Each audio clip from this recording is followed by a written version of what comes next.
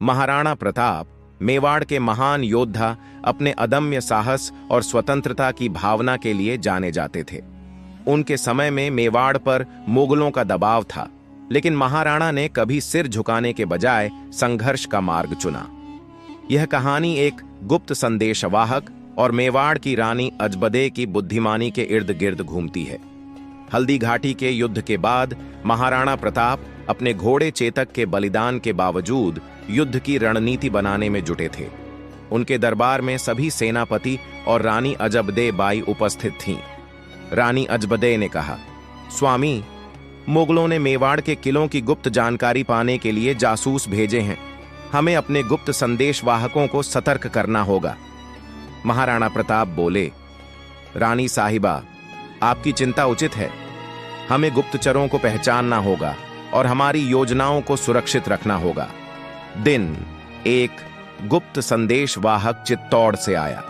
उसने महाराणा को बताया कि मुगल सेना मेवाड़ के आसपास के क्षेत्रों में जाल बिछा रही है। महाराणा जी, मुझे यह सूचना देने के लिए बहुत मुश्किलें झेलनी पड़ी, पर एक बात ध्यान देने योग्य है। मुगल सेना में हमारे ही किले से कुछ गुप्त जानकारियां पहुंचाई जा रही हैं। रानी अजबदे ने कहा, स्वामी, यह निश्चित है कि हमारे दरबार में कोई विश्वासघाती छिपा हुआ है। हमें इस गुप्तचर का पता लगाना होगा। रानी अजबदे ने एक योजना बनाई। उन्होंने महाराणा से कहा कि एक झूठी योजना दरबार में घोषित की जाए, जिससे असली गुप्तचर का पता लगाया जा सके। महाराणा ने दरबार में घोषणा की, हम अपनी सेना को गोगुंदा की ओर भेजने वाले हैं।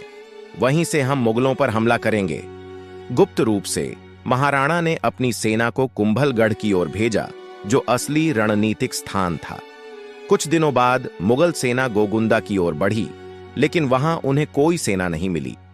महाराणा प्रताप ने कुंभलगढ़ में अपनी सेना संगठित कर ली और मुगलों पर आक्रमण कर दिया। इसी बीच रानी अजबदे ने दरबार में मौजूद सभी लोगों पर कड़ी नजर रखी। उन्होंने पाया कि एक दरबारी, जिसका नाम अर्जुन था, गुप्त संदेश भेज रहा था।